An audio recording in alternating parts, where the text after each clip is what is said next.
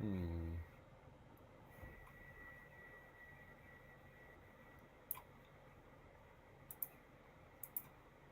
Okay, we're live again.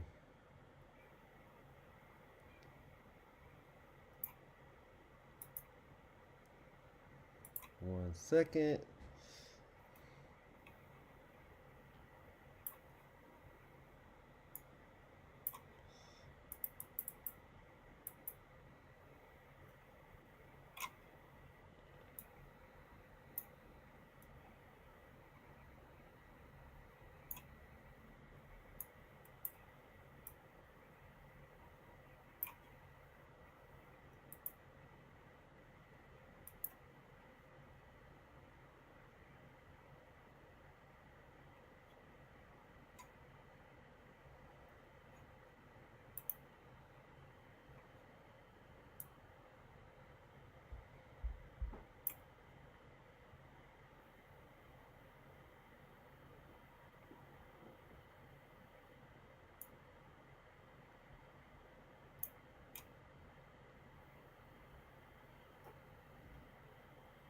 All right.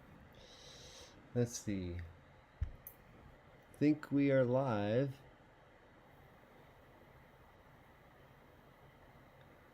I don't see your screen. Are you showing it? Super client switch. Yes, What's up, Mike Hobbs?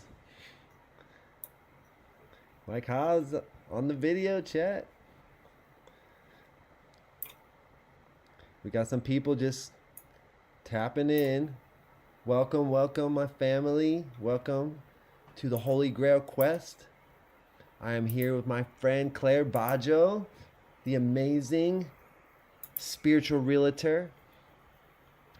This is the Holy Grail Quest podcast, or Questcast, I like to call it. And this is where we dive deep into secrets and mysteries of the Holy Grail. What is the Holy Grail? Is it a cup? Is it a womb? Is it Mary Magdalene? Is it a quest? Is it finding your true purpose? Hey, Monine, what's up, my friend? Welcome, welcome. We got people just joining us. We got an exciting presentation for you guys. Doing my introduction right now. What is the Holy Grail Quest? It is a quest that is different for everybody. You know, for some people it might be a cup, for other people it might be Mary Magdalene, for other people it might be your own spiritual journey.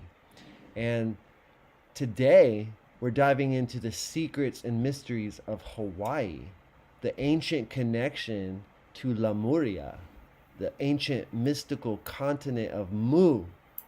And I have my very special friend Claire Bajo in the house. She is a spiritual realtor. She actually helped me acquire my property. She comes and she feels the energy, the vibes, the mana of the land. And she did that for me. And we have the most amazing property here on the Big Island, thanks to you. And we're here, and you're going to be sharing with us some secrets, some mysteries about Hawaii. You were born here, right, on Oahu. Um, you have, the Hawaiian blood running through your veins. You've been told stories from your grandpa, grandma, maybe, or aunties. You've told me a couple stories. So this stuff that we're going to be talking about, it's not just woo woo, new age stuff, right? It actually has some ancient connections everywhere from the Hawaiian tradition to ancient India to the ancient mystical traditions of other lands. And I'm going to let you explain all that, get deep into these secrets, into these mysteries of Hawaii with us, Claire. So I'm gonna turn it over to you and let you introduce yourself a little bit and take us away to the mystical land of Hawaii. Thank you, Sakshi. That was a great introduction. Thank you so much. And Sakshi, you found this property for yourself. You created it. So my job as a spiritual realtor is to just ask you what you see in your mind's eye, or what you may have dreamt of in the past, past, that brings you to Hawaii, and see if we can find that for you. And if you get a vibe, that's the property. So I just guide people to what they feel that they're being called to. And so my slogan is Hawaii calling you home? Follow your heart and trust your intuition. So that's what I learned. So, yeah, like Sakshi said, I'm Claire Bajo. I'm actually originally from Oahu, born in Guam. I'm a twin, and moved to the Big Island in 1990. And got into real estate in 92 in the industry. And always wondered why anyone would buy property on an island with a live volcano.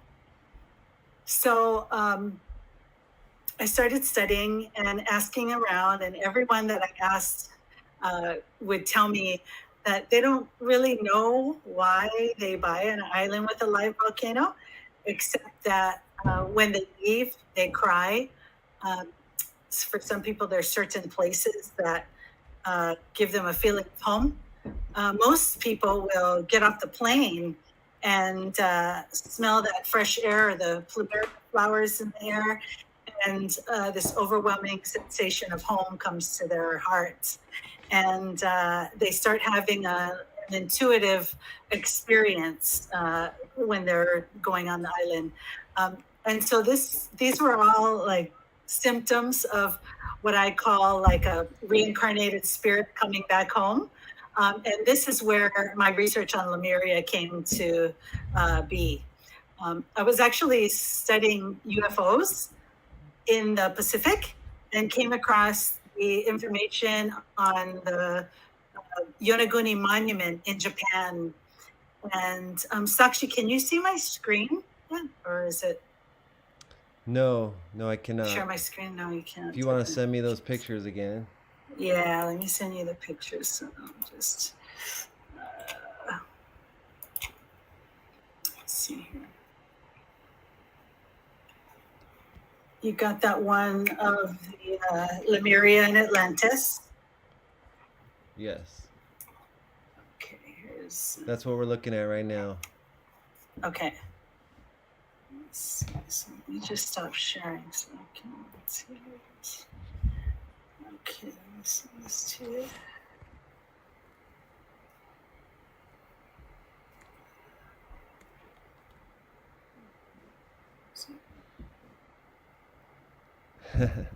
Yeah, but if you want to just send me the first couple, and then you can go on with your presentation.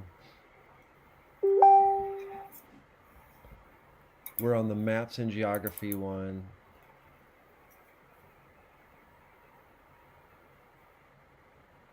Yeah. So I just sent you the maps and geography, the 90% of volcanic activity of the Ring of Fire, and then the origins of Mu. Just tell me when you want me to switch slides.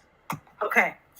So I can't see what you're sharing, so I'm going to go with what I just sent you. Yeah. All right. So the maps and geography shows about where Lemuria was, and it was the parent continent of Atlantis, and it encompassed all of the Pacific, all the way into Easter Island, South America, Alaska, Asia, Japan, Australia, New Zealand.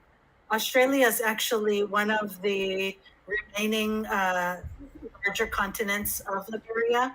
Lemuria also goes into the North Americas. And as you can see, it goes into Atlantis. So there were a difference in ideologies between Lemuria and Atlantis.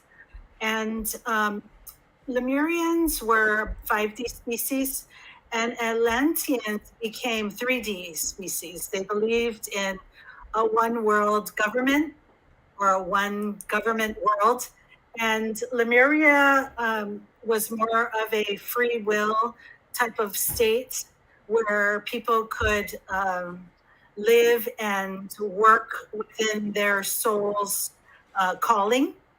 And so, because the ideologies were so opposite, they started to feud. And of course, they had nuclear energy, they had uh, ancient technology that was free energy, pyramid energy, um, and anti-gravity. So what happened was they had some kind of nuclear war. There was actually a space war as well. And at the time, I heard there were two suns. One of them was a crystal, and it was governed mostly by the Lemurians, but at some point during their time, the more Atlanteans took over the board, and they short-circuited the crystal energy, and it exploded. So this is why you see Lemurian seed crystals all over the world.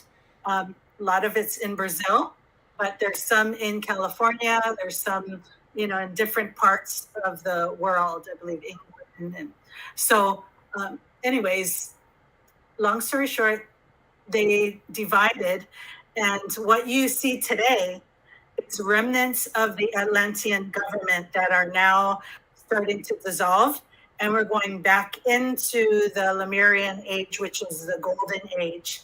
And this Lemurian age, according to the prophecies, lasted millions of years.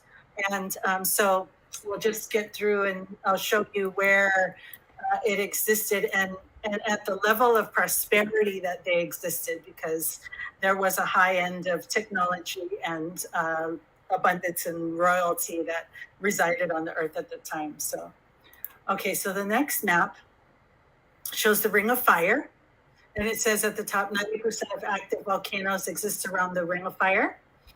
Recently, we've had an eruption on the Big Island of Hawaii last month, and it was at the top of Mauna Loa, but it was relative to the Ring of Fire in the sense of 90% around the tectonic plate of the Pacific are going off right now. So the prophecy of Lemuria was that it would rise in the time of the Golden Age. And now we're moving into the age of Aquarius. We see the earthquakes happening in California, a lot of flooding. There was the earthquake in I think it was Tonga or Samoa, and then up in Japan, and that the Mariana Trench, that area. So we're showing that the tectonic plate itself is moving. And what they feel, or what the research has shown, is that the Hawaii, as the continents of, mountaintops of Lemuria are rising up, causing the tectonic plate to come down in the Ring of Fire. So that's what the prophecy is stating now. So I'm hoping that everyone is sitting through this process of a shifting, but just to make you aware that this is part of the prophecy. On the bottom of the page, it says Hawaii, the 10 spokes of ley lines. If you notice on the map next to it, there's an area where it looks like the Pacific that shows 10 spokes of a wheel. That is Hawaii, which means that when you go to any part of the island, and I would love to know exactly where the middle of this area is, it'd probably be a really strong PowerPoint to have a ceremony, but 10 spokes of ley lines run through the Big Island, or Hawaii. So I've taken my dowsing rods to different parts of the island, and down at South Point and the ocean area where Sakshi lives, there's a lot of energy there where my dowsing rods start to like spin like a helicopter, and so that's, to me, is a sign. And I try to see the veins of where they're running. Sometimes they go north-south, but then sometimes they go like a northeast and southwest. So it's really cool how it varies. But knowing this, and all this information is what I tell my clients, because what they need to know is when you're on a power ley line of this much energy, your thoughts are magnified. And so what you think about actually is thinking you. And on a ley line, your intuitive thoughts become stronger because your intentions are thoughts that come in, but what it tells you is, hey, this person's coming, or this person, and then a couple minutes later you see that person walk around the corner. You realize that intuitive thought was telling you that someone was coming or something was going to happen. So knowing that, I tell my clients to just be aware that there are things that are going to call you to certain places. And even though it's unusual and not your first thought, go with it, because it usually shortens the distance between your destiny and where you are.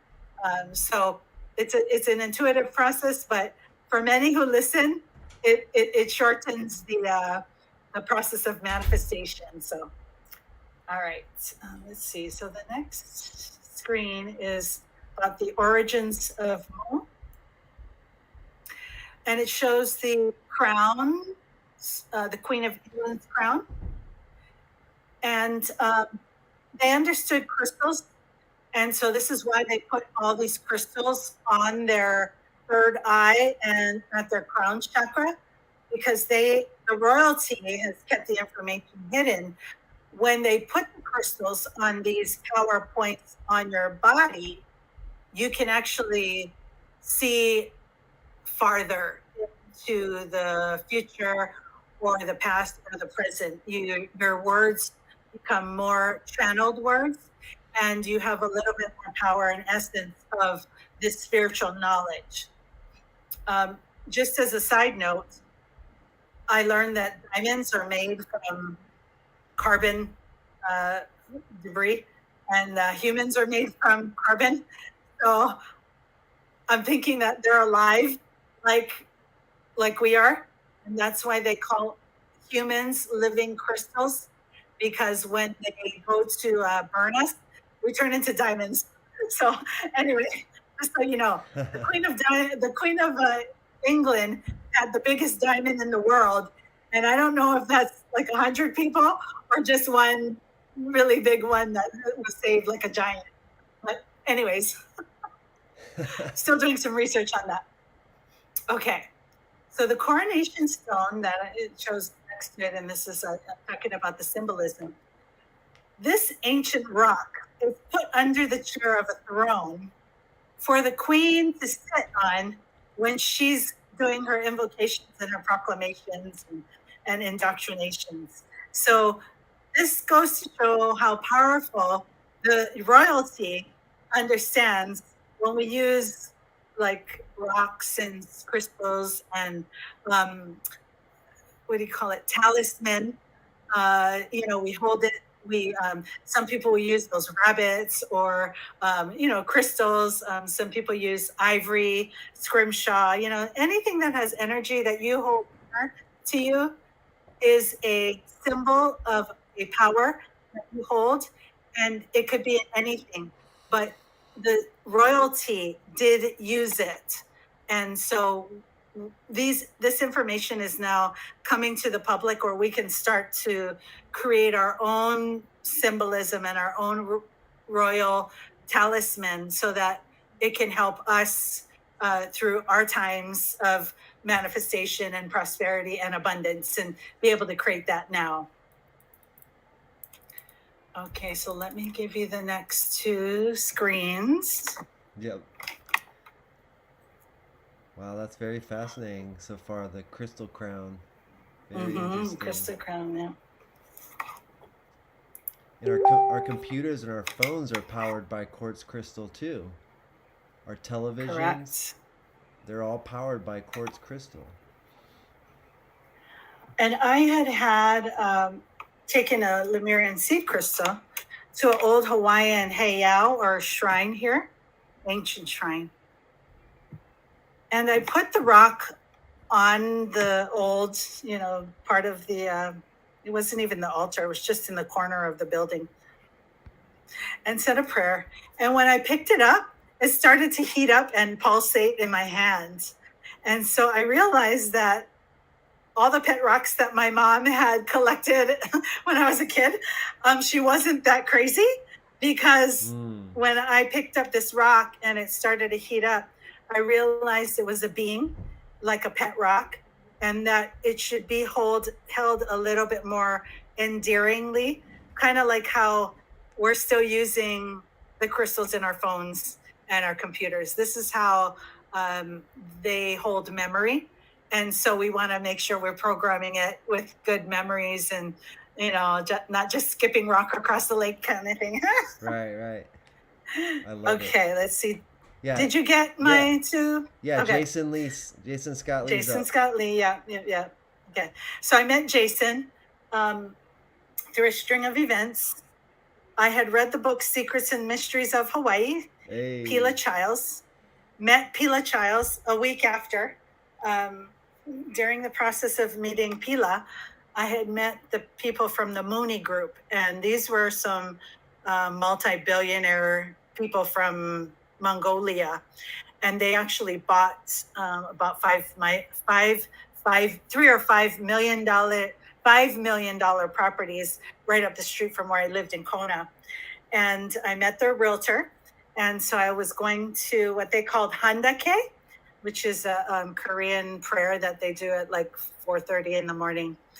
And so I was really trying to figure out why they were being called here, And I had told the realtor that I met Jason Scott Lee and that he knew about Lemuria from Hollywood, and that he lives a spiritual life with natural farming. He's totally off grid, and has a tilapia farm, windmill, taro fields, chickens, and then the chicken manure feeds the taro patches, and then he eats the fish, and the eco farm was just perfect. And he has one of those tories, which are the big red, they're like red Asian, not altars, but kind of like terrace posts where you walk in and you're in another dimension kind of thing. They're like portals. Yeah. And so anyway, he lives in Volcano, and he's a really nice guy. But Pila, the author of Secrets and Mysteries of Hawaii, wanted to meet Jason. And I had met Jason the month before through the law of attraction and the information from The Secret. And so I arranged for Pila to meet Jason, and they ended up meeting, and they were talking about creating a spiritual resort here down in Punalu'u. And Jason was totally into, assisting them because it sounded like a really good experience for tourists to come and have different deities. It would be like a golf course environment, but that set up along the way would be a bunch of deities that they could worship and just have a spiritual experience. So anyways, it was a great meeting, but meeting Jason really made me realize that the information about Lemuria is being hidden from the public. He got the information from Hollywood, which is where they hide all of the truth. They call it fiction or even science fiction, but the truth is that all of it's a documentary. Even the cartoons, like The Little Mermaid, of course, Atlantis, Avatar, that was all like channeled information from our past. So, learning that information and talking to Jason really kind of brought that home for me that there are people that practice this Lemurian way of living, which is way more natural. On the side note there, I posted that there's omiyage. This is one of the traditions that Hawaii follows to this day, and it's relative to the Japanese omiyage is what it's called. In Hawaii, it's called ho'okupu. And what it is the gift before the gift is given. And it's a tradition that we give politically and in business. I do it for my clients because it always brings good karma. When you give before the gift is given, it always replenishes tenfold. And this is, to me, an ancient teaching that was hidden in the Bible. I also wanted to mention, Sakshi, that there is some history about Jesus and Mary Magdalene coming to Hawaii as part of their between 13 and 33, time of missing in the Bible, that they traveled throughout India and Nepal and learned levitation, but also that Jesus was called the Prince of Peace, and Hawaii was called the Temple of Peace. And the Elohim, there were 12 couples in the Bible, and one of the 12 couples that I think resided here were called Peace and Aloha.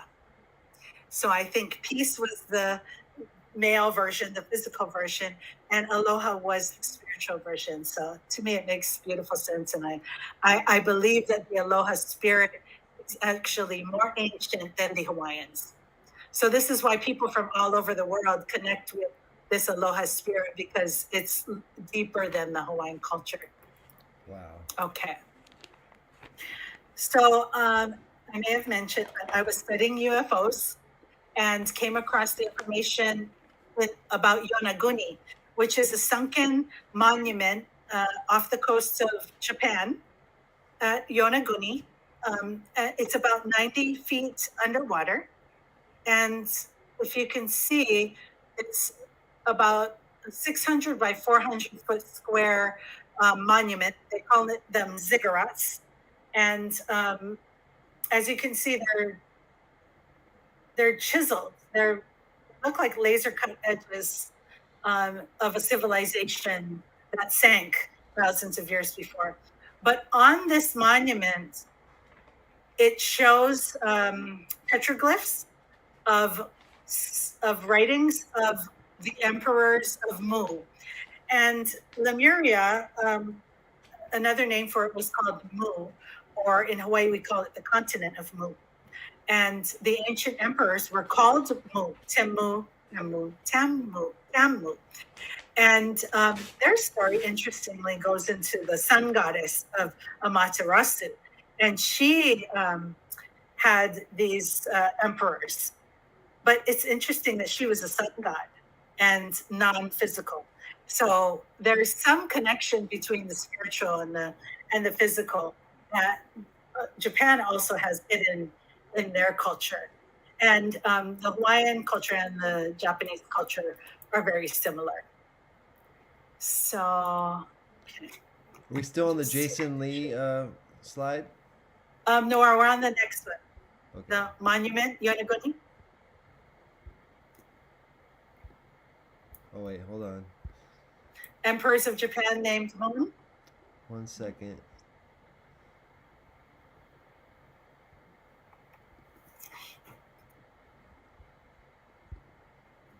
Okay, I got you. Yonaguni Monument. Go ahead. Yep. So this was the ancient structure that I was studying because there was a lot of UFO activity that was flying in and out of this area. There may be some kind of underwater base there, but for the most part, a diver who was looking for another area to dive found this monument and had their geology researcher, Kimura, go and take a look at it. And it ended up that it was an ancient an ancient monument. And it has petroglyphs of the emperors of Mu written on them. There's also an altar, like a turtle altar, looks like. There's a huge, giant, looks like a bathing area. Kind of like this monument was built for giants, because as you can see, the stairways and the architecture is very large. And on my extended version of this, I have more pictures. But we'll see if we come across it later on. Let's see. Okay, let's go on to the next one. It says, let's see, Japanese cultures are very similar, same vows and customs, I and don't the think I have Ho'oponopono that slide yet. It says emperors of Japan Mo, named Mo. Okay. No, I didn't get that slide yet. I don't think. Oh, okay. Oh, well, that's good. You actually saw more pictures. The next slide I have is it's got Pila. Okay. Okay, let me see if there's another one. Okay, good. Okay, let's find this one.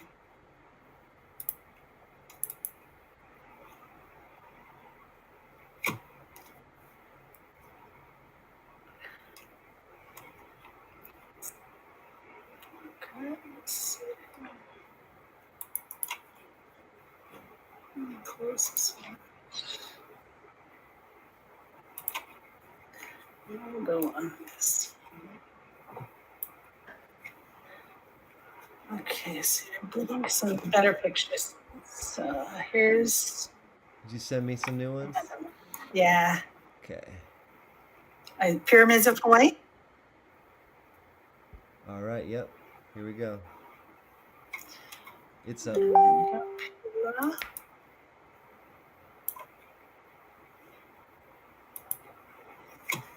Pyramids of Hawaii. Yeah, that one's showing now. And then there's the Onoapo fossilized trees. Okay, so yeah, so Pila, I talked about him. And then if you want to show the new, oh, actually, let me say one more.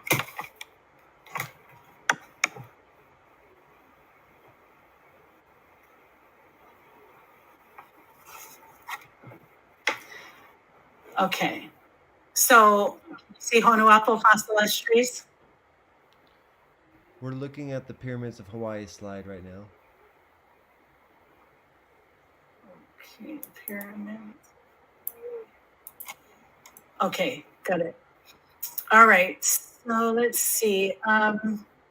There are different pyramids of Hawaii, and this page just shows you the different types of pyramids and where they are. There's, I mean, they're all over, but I've seen a couple, actually a few here on the Big Island.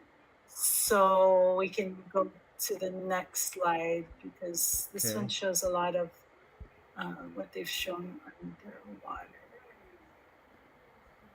What's the next slide for you?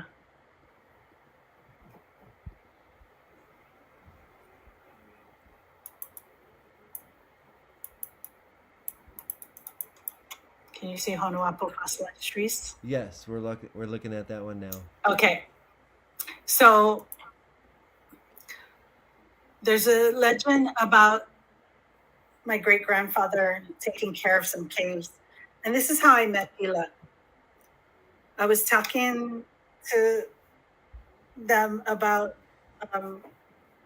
my grandfather, my great grandfather, taking care of a cave system that had ancient artifacts in it. And that when he went to take people to it, which he shouldn't have, the cave closed while they were in there. And so they got stuck. And then when the person or thing energy changed where it sounded like someone tried to take an artifact and it closed the cave. So they put the artifact back and then the cave opened. And so that was the legend. I don't know where it's at, but my grandmother, driving her through this area, told me about these two mountains. And this is in your countryside, Sakshi, when you go to Na'alehu or Punalulu. Oh, I know that mountain. I know these mountains. I drive past it every time, and I'm like drawn to that one, the left one in particular. I'm always drawn to it, and I know exactly where it is. I know how to drive to it, but I have not ascended to the top yet. But It's like one of my main things I want to do. It's so funny that you bringing this up. Go ahead. Well, I think you're Lemurian and you're being called to these certain places. So um, I'm just bringing back maybe some memories for you, but Wow. it'd be great if you could go up there. I'm not sure if it's a public place to go, but I would take some tidings and, wish to meet someone that would take me up there. But I did look at it from Google and they are fairly flat. But if you ever study fossilized trees from around the world, you'll see that those look like fossilized trees because how can you cut off a mountaintop like that? And in the ancient times, right? We didn't do this recently. So um, I believe they had giants, and as the sleeping giants around the world will tell us. And then, like this one, I believe there were two fossilized trees, and they may be portals for, say, for instance, you remember in, was it Peter Pan where they lived in the tree? I think it's like this, where people were able to live in the mountain because it was caveable, because it was fossilized wood, right? So, anyways, that's my theory, but Okay, wait, you're saying that these mountains were once like a tree on top of the flat fossilized spot? trees because they got cut down. If you notice, like in the mainland, they have what's called mesas, right? Yeah. Which are the, like, I don't know if it's Devil's Valley or whatever, that tree that is so super huge and then flat at the top. Many of those around the world. Even in India, they have ones with like waterfalls coming down it, and they're like linear, mountains, not like points. So, anyways, So I was told that on the one on the left that there's a heiau up there. there may be. When in Pila's book, he talks about a pyramid that he hiked to. He said it was a little bit treacherous to get to, but he knew it was the pyramid because when he came upon it, there were some tall red tea leaves all around it. Something like, you could tell it was sacred. And when he listened to it, he put his ear to the mountain. He could hear water. So it could be hollow. The Menahuni are the dwarf people, gnome people, right? In England or whatever, the Shire, right? The Lord of the Rings, they were called what? Gnomes or hermits or hobbits. They're all over the world. So right.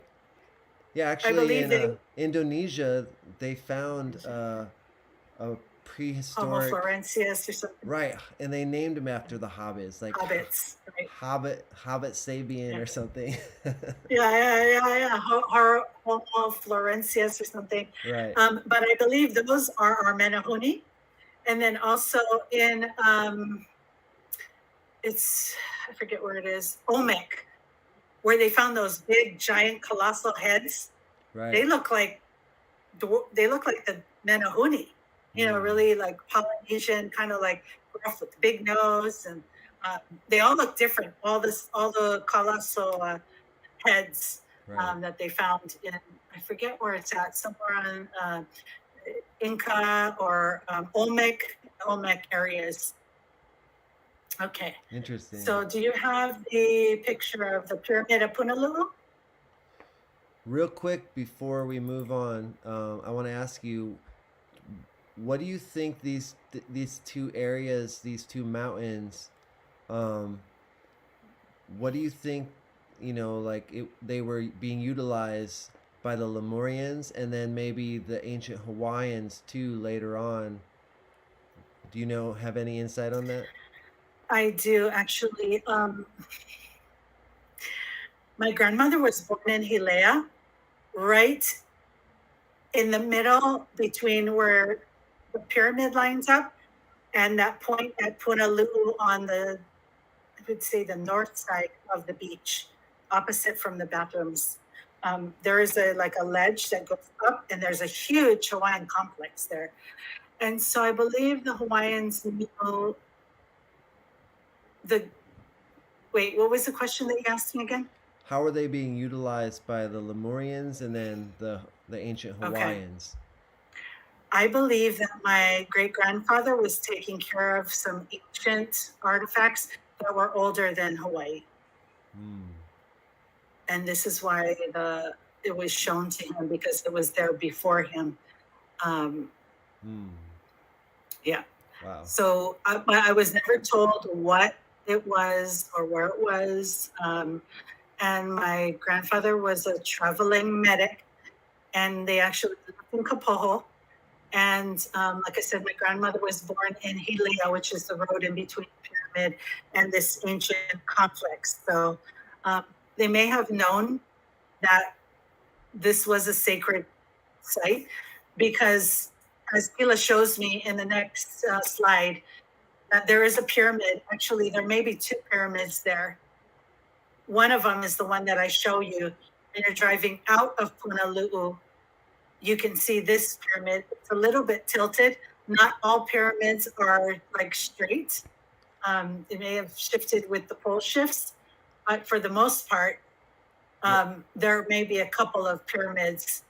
I don't know if in the previous one you can kind of see a point, but Yeah. Pila showed me a pyramid that's in between those two mountains, a little bit to the right, and it's a little pyramid.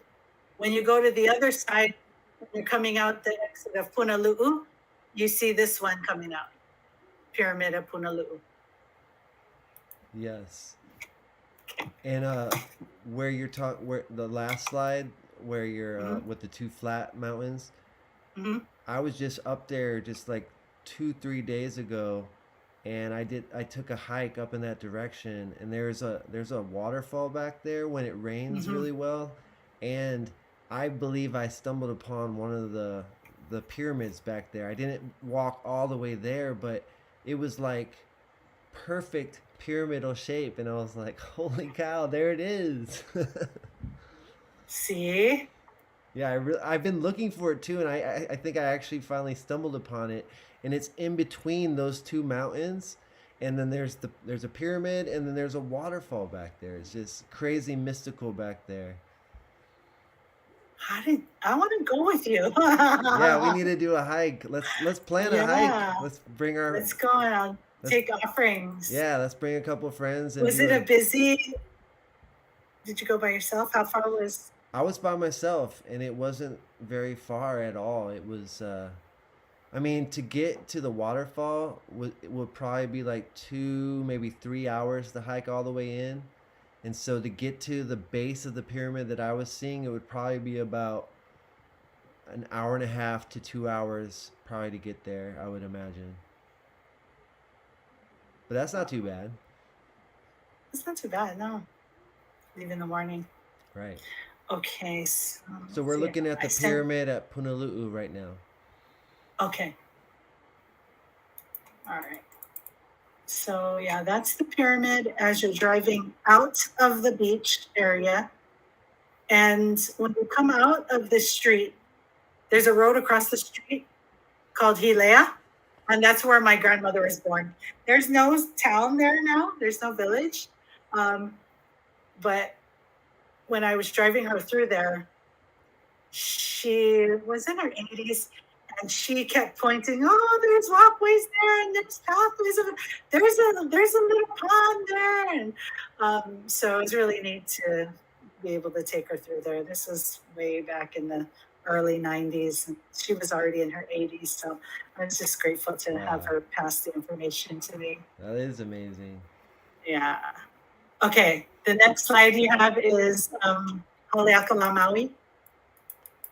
Okay, let me grab those pictures you sent them.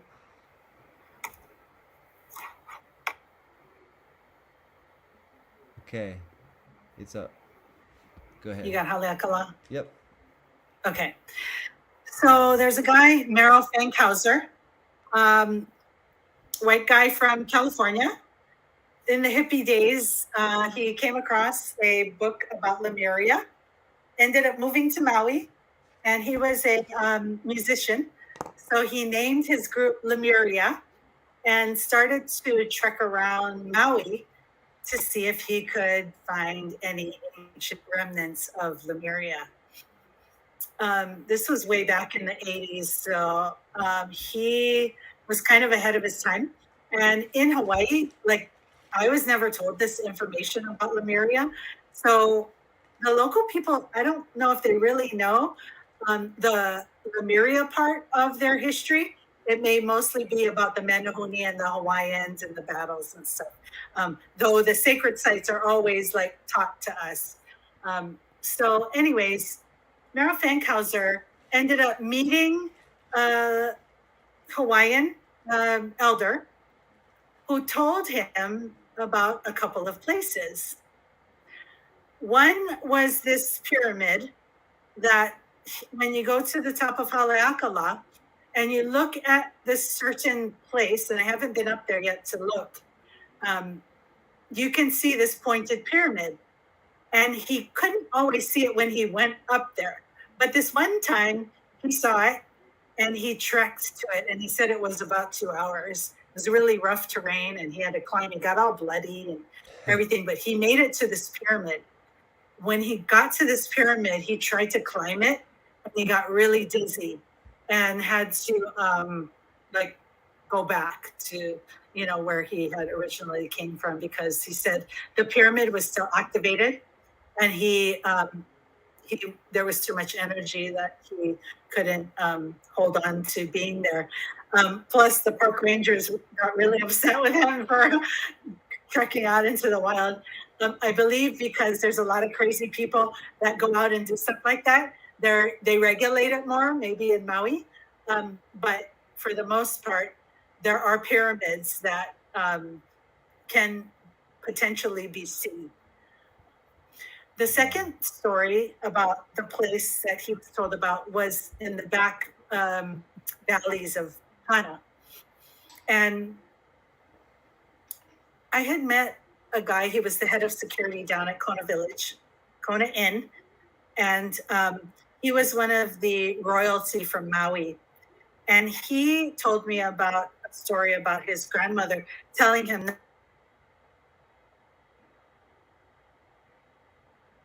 No.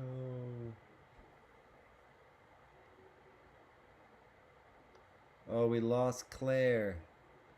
We lost her. Hold on. Let me tell her that we lost her so that she can come back real quick. We lost you, Claire. Come back soon.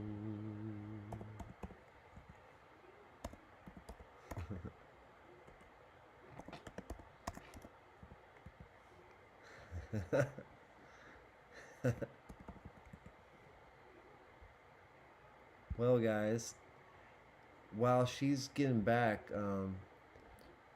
let me know what you guys think about this presentation so far. Are you enjoying it? Are you guys loving this? If you guys have any questions, feel free to drop your questions, and we'll have Claire answer the questions if possible at the end of her presentation. I know I have some questions. I'm like writing down my questions right now. So, you guys have questions about anything, Hawaii, Lemuria, some of the things that she's talked about so far, please drop your questions in the comments.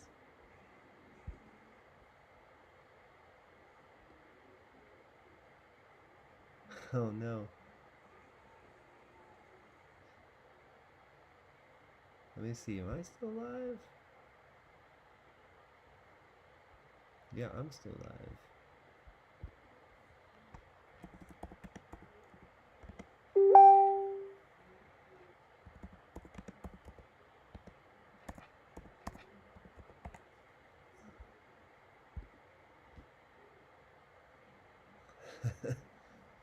Oh no, Claire, come back. Yeah, you guys, this is exciting. Carrie Miller, thank you for being here. Thank you for participating in this, and I hope you're enjoying this. It is incredible. Claire has some incredible knowledge, and I'm just blown away by what she's sharing. I've had her do this presentation twice now, and today she is just like dropping some super knowledge right now. And yeah, I can't wait for her to get back on here. Claire's the bomb. Monine says, "Thank you, Monine, for being here." Yes, Claire is the bomb, and like I said, if you, in case you missed it, Claire is a realtor, and she calls herself a spiritual realtor, and she helped me actually accumulate my property. She helped me get my property, acquire it here on the Big Island. So if any of you are interested in um, if you're interested in her services, then you should definitely reach out to her after this. Where is she? Come on, Claire. Where are ya? I'm going to send her this link one more time. Don't you guys go anywhere because Claire will be right back. And if you have any questions at all, you guys, like for me, for Claire, about Hawaii, about Lemuria, any of the things that she's touched on so far, please drop your questions in the comments.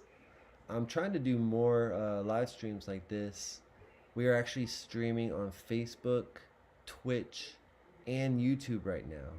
So I'm testing out this new software, Streamlabs, and I hope you guys are enjoying it. Bear with us as we get Claire back in here. Let's see if she's back. Come on, Claire, where'd you go? We need more Claire. Sugar boogie. Let's see, maybe it's... I'm gonna try to do what I did last time. Let's see, Claire. We are still live, so I think Claire's good. Let's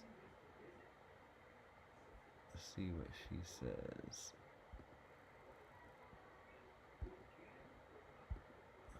We look like we're good. If I am still broadcasting to you guys, and you can hear me fine, please comment below so that I know somebody. I don't want to end the broadcast if she is, if we're still live. Maybe it's me.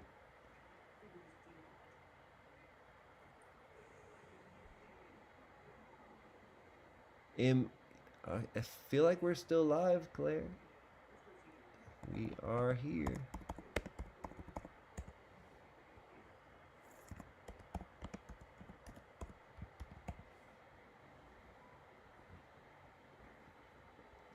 Claire, Claire, Claire. Claire, Claire, Claire. We're right here, here. Everywhere, where. Trying to rhyme. Right on time. Open my mind. Open up my third eye. Can you hear me? People, can you hear me? Am I speaking to myself?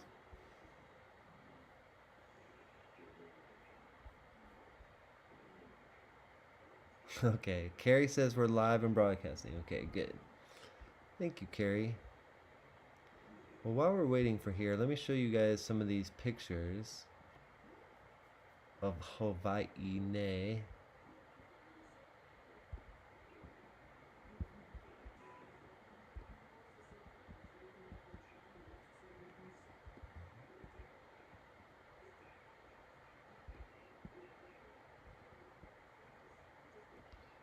So, look at this beautiful island we live on. It's a beautiful place to be.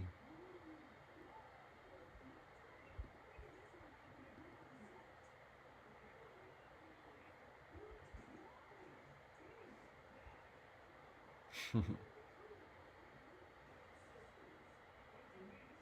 let's see if Claire's back. Let's see it clear.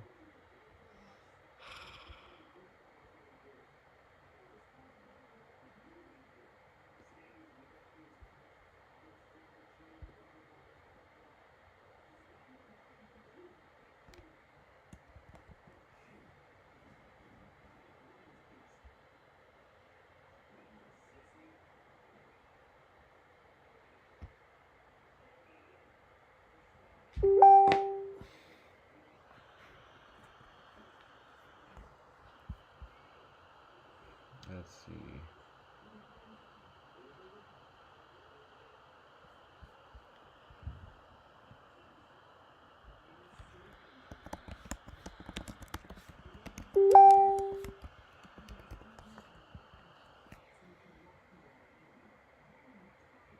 Bizarre. What is going on?